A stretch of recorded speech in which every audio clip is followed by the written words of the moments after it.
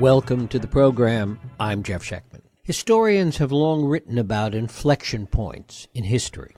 In American history, events surrounding the Revolution, the War of 1812, the Civil War and Reconstruction, the Industrial Revolution, the Great Depression, and World War II are all such points. It's arguable that we may very well be living through one right now. But clearly the last great historical inflection point came exactly 50 years ago and reached its apogee in the year of 1968. Lyndon Johnson was president, and a series of events led us to believe that Yeats was right, that the center could not hold, and that mere anarchy was loosed upon the world. The Tet Offensive, the King and Kennedy assassinations, the Praque Spring, the Democratic Convention in Chicago, Lyndon Johnson's decision not to seek reelection, and the election of Richard Nixon and Spiro Agnew capped quite a year. Sidney Schanberg, the great reporter, once told me in an interview that he thought Vietnam in the 60s represented the end of consensus politics in America. As such, it also represented the end of what politicians like Lyndon Johnson were trying to do. We're going to talk about Lyndon Johnson today with my guest, Kyle Longley. He's the Snell Family Dean's Distinguished Professor of History at Arizona State University, and he's the author of the new book, LBJ's 1968. Power, Politics, and the Presidency in America's Year of Upheaval. Kyle Longley, thanks so much for joining us. No, thank you for the invitation. It's great to have you here. One thing about looking at the totality of 1968, and I really just hit a few of the key points in that list, is that it really puts our current events, as dramatic as they are, as busy as they are, it really puts them in a profound perspective. That is definitely so. And I make that argument strongly in the book that 1968, as you know, is an inflection point. It's where it appears the country is just coming apart. And, Johnson would refer to it as a year of a continuous nightmare. And I think that really stands out. But the other part of it being an inflection point, and your introduction pointed this out, there's a lot that resonates today. And we're seeing it still continue to play out. What the influence of 1968 is definitely in place today, and we're seeing a lot of the things, again, just resonate. It's not only just the influence of 1968, it's in many ways, and this is what comes across to me strongly, is it's the continuation of 1968. All of those issues have never been settled. That is fundamentally my argument in the book. A lot of this is, again, just resonating today, and I'll just give you a couple of examples. The one that most people don't know about but stands out directly is the Fortas nomination, where Johnson tried to put Abe Fortas into the Chief Justice position and bring in another one named Homer Thornberry. And the argument the Republicans are going to adapt on the defeating Fortas is the president, being a lame duck president, should not have the right to name the next Supreme Court justice, and that should be left to the next president. And if that doesn't resonate with people today over Gilbert Merritt, and I don't know what will. To what extent did Johnson, although he was so caught up in all of this, to what extent do you think he had a historical perspective with regard to how much was happening and what it might mean historically? I don't know if he really consciously had that, but what I do think he did have an understanding was of the historical legacies that are going to shape his responses. And, to take the best one, I think, in this case is Czechoslovakia in 1968 in August when the Warsaw Pact invades. And there's really not much Johnson can do, but what he is using as his reference point is how the Eisenhower administration handled Hungary in 1956, where they gave them signals that we were going to come to their support. And Johnson says, and he remembers this very vividly, how they got crushed. And he says, no, we're not going to do that. And he remembered the historical lessons. Maybe that's the difference between understanding the larger sense of what's going on. He did have historical lessons that he applied that year. The other thing that's so remarkable is that the two, I would argue, the two most central figures to 1968, Lyndon Johnson and Bobby Kennedy, hated each other. Oh, very much so. And, I just wrote an opinion piece that's going to be out in the Washington Post in the next couple of weeks, talking about how this really ties even to today. They hated each other. I mean, it was so bad, and if you remember the story in the book of Johnson and Kennedy's last meeting was in the White House, where Kennedy is trying to ascertain what Johnson is going to do as far as who he's going to support, how much is he going to support after the March 31st speech in the presidential race or the Democratic primary. And Johnson goes afterwards and says, "Bring me the tape of and the transcript of the tape." There is no tape because Bobby Kennedy did not trust him, and it brought a scrambler to the meeting. So this animosity is deep-seated, and it is a rivalry to a large degree that defines that decade.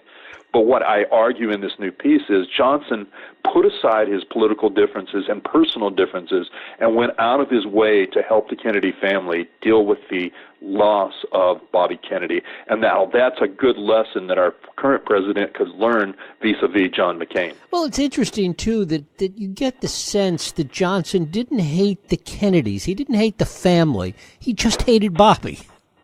That is very much the case.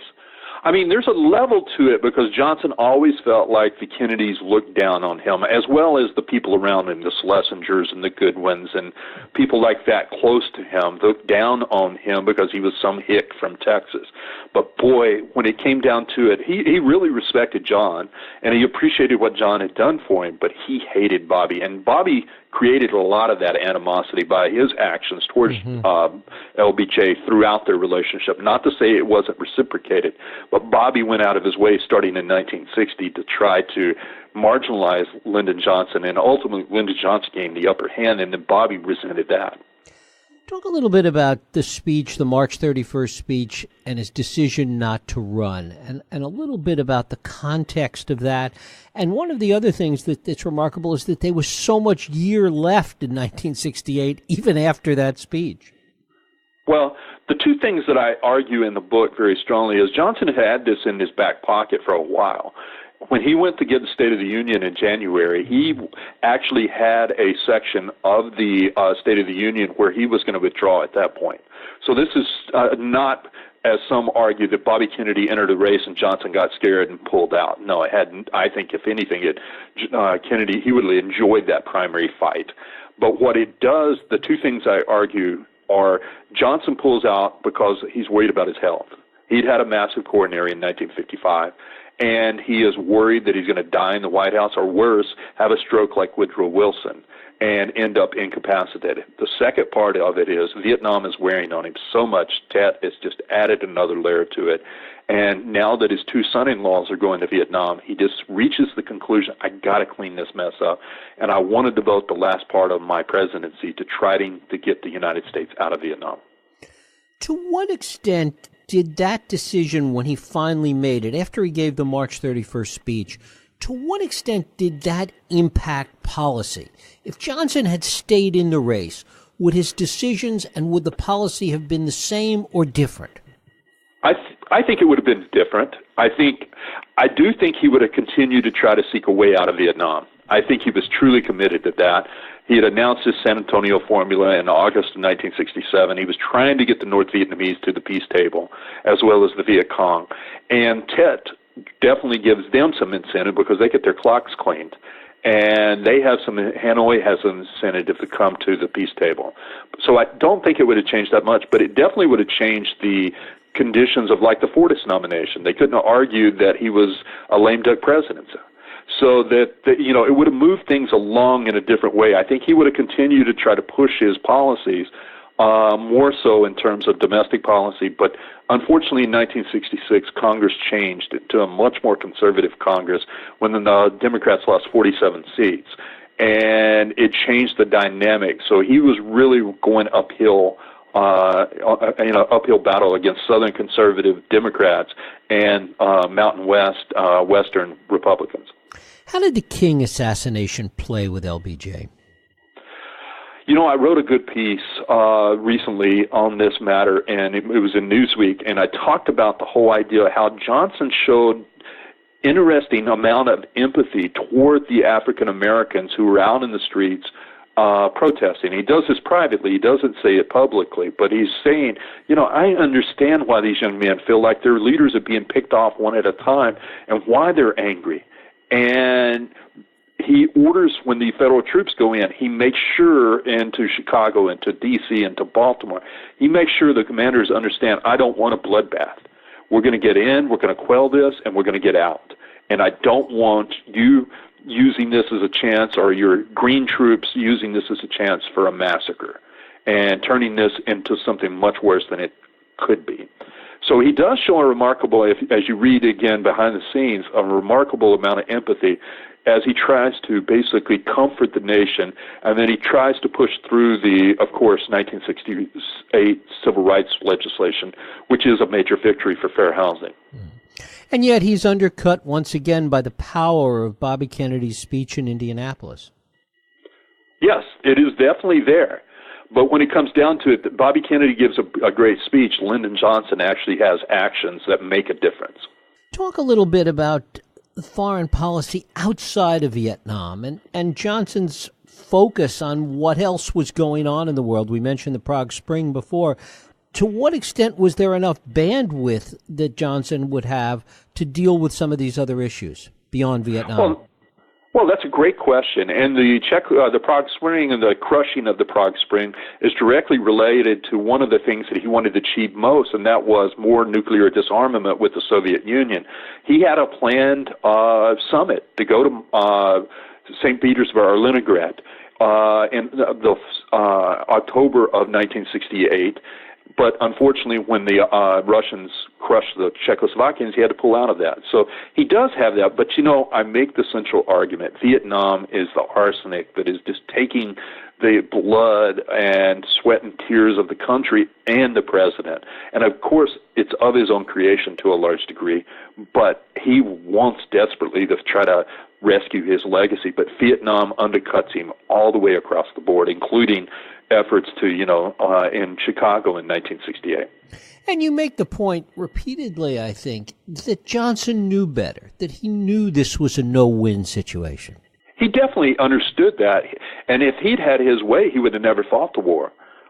He would have, as he always said, that bitch of a war on the other side of the world distracted me from my one true love, and that's the Great Society. But he didn't want to be the first president to lose a war, and he also couldn't admit to a mistake. And George Reedy's, I've got a great quote from George Reedy, said this was a man, just like many people in power, they cannot admit mistakes, and he would not move off of that. And you see the schizophrenia on Vietnam throughout his presidency, but ultimately it's what drags him down. Why was he so passive with respect to what he knew Nixon was doing behind the scenes? Well, I don't think he was passive, much less, because, for example, he gave the information on the Chenault affair over to Hubert Humphrey, and Hubert Humphrey also chose not to use it. What I think is at play here, and what I argue in the chapter on Chenault, is two things were at play. One is he was afraid of creating a constitutional crisis because everyone, for the most part, thought Richard Nixon was going to win, even though the polls were tightening and we know it was a very close race. The other part of it was he would have to give up where he got his sources, wiretapping American citizens, wiretapping our allies in Saigon, as well as the South Vietnamese embassy in the United States. And I think those two things play out. And he didn't want the creation of this constitutional crisis, but look what it brought about. Because the Chenault affair then laid the groundwork later for Watergate. Mm-hmm. Talk a little bit about Johnson's reaction. And I think this is really underreported. Johnson's reaction to what he saw taking place during the Democratic Convention in Chicago. Well, I think that's one of the more powerful chapters in the book of how he played such a substantial role behind the scenes in the process. And unfortunately, it undermined Hubert Humphrey, I think, to a large degree, both as selection of sites, which put it in the worst possible place in the country for the Democrats, and that was Chicago, with Richard Daley and his police force ready for a confrontation with those anti-war protesters. Humphrey wanted it in Miami, far away, making it more difficult for the protesters to get there. And then I think the most important part is where Hubert Humphrey had fashioned a compromise plank on Vietnam with the Kennedy people and with the McCarthy people, the supporters, and Johnson undermined that, and it led to turmoil on the floor, which we all remember. Well, I was only 5, but, I've seen the scenes of what happened on the floor of the Democratic National Convention, and we know what happened outside. And Johnson, there's a scene where he thinks actually the Democratic Party might call him and ask him to come rescue them. And he was going to fly up to Chicago on his birthday, that Tuesday before the nomination.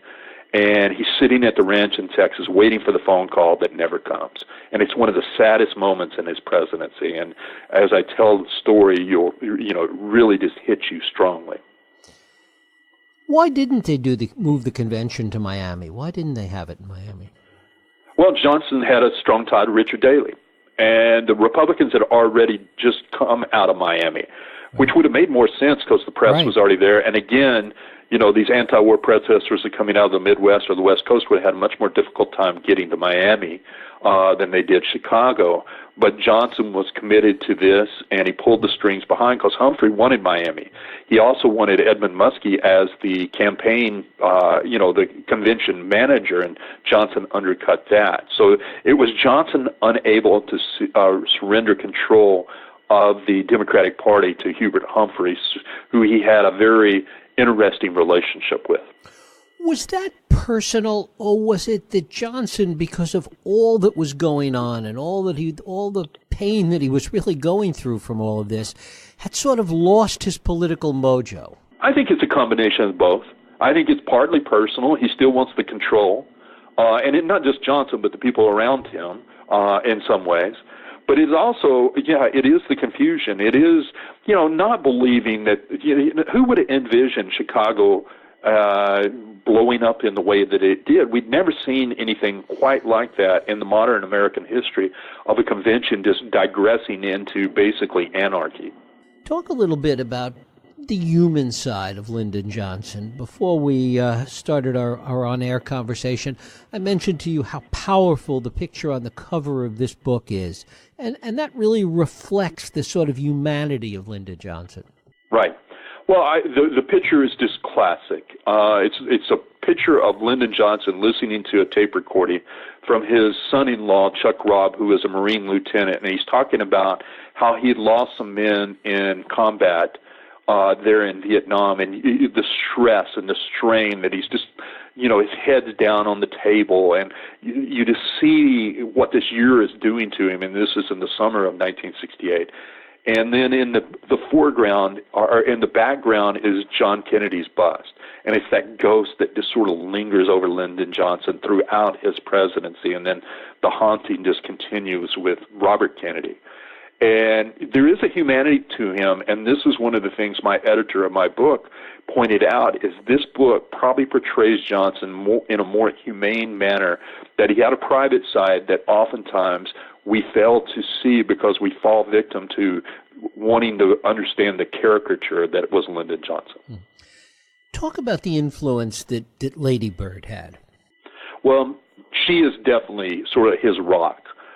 Stabilizing force. I mean, he's got some really good people around him. Harry McPherson, Joe Califano. There's some really good advisors, Clark Clifford, and then he has some on the fringes like Walt Rostow. But he really has a solid, but Lady Bird is the one that he always comes back to. And the greatest source for this book, I still think, was Lady Bird's diaries from the White House. And if you ever get a chance to look at those are remarkable. And she would tape them every night and then have them transcribed. But you see the strength of character that she has and how she helps him hold it together. And she is sort of his conscience to a degree, and is always, when he's off on this frenetic pace or something like that, she brings him back. Come back to this idea of the people that surrounded Johnson, because, we always hear, and so much has been written about those that surrounded Jack Kennedy, the best and the brightest. But this was a pretty talented group of people.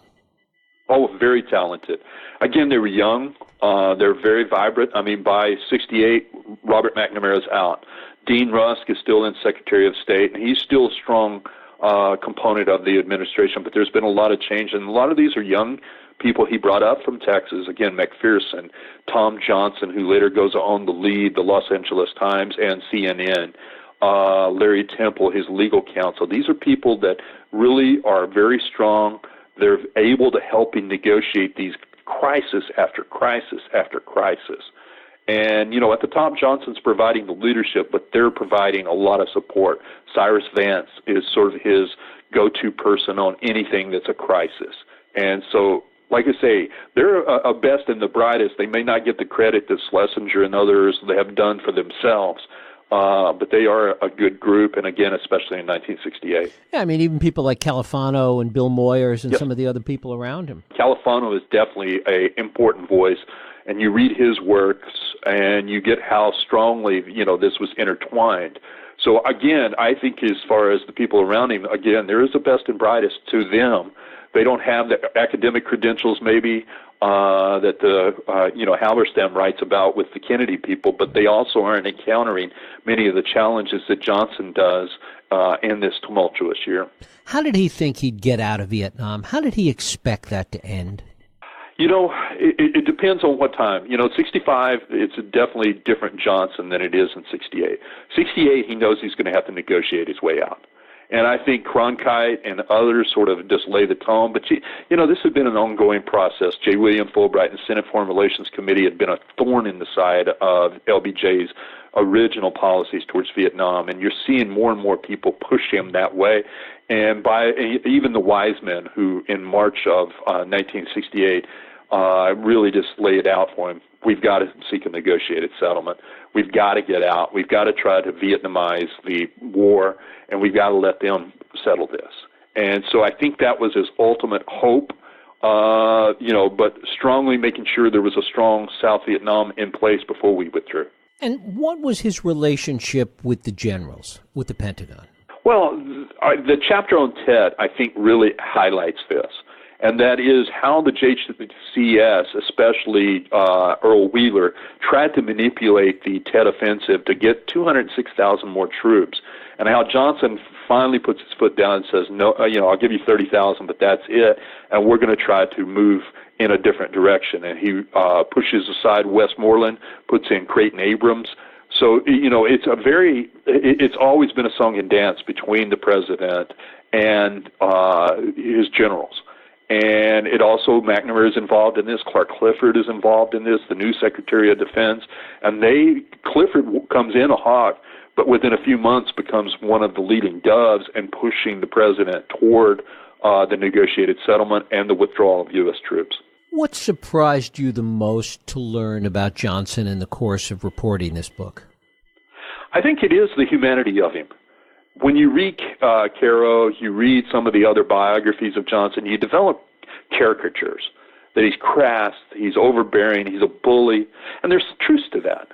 But I also think they miss a lot of times the human side to him. The grandfather, that is, as he's making huge decisions, is playing with his grandson, Lynn, or, again, when he's going to the funeral for Bobby Kennedy at Arlington, he's crying, and you never see that in the public realm, that this is a man who is torn apart by what is going on to his beloved country as well as the office of the president. And that, to me, probably was the most surprising aspect that has really not been developed over time.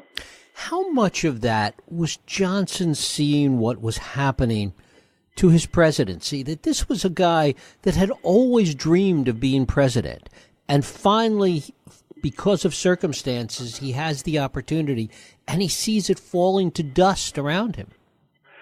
That is like I say, that one scene I talk about, that Tuesday of his birthday, 60th birthday, where he is expecting to be called and asked to come to Chicago. That scene, that afternoon when he realizes they're not going to ask him and that he is no longer the leader of the party, that to me sort of symbolizes the whole year and the recognition that, it's over. And finally over, and there's not going to be a change. Kyle Longley, the book is LBJ's 1968, Power, Politics, and the Presidency in America's Year of Upheaval. Kyle, I thank you so much for spending time with us. Oh, thank you for the opportunity.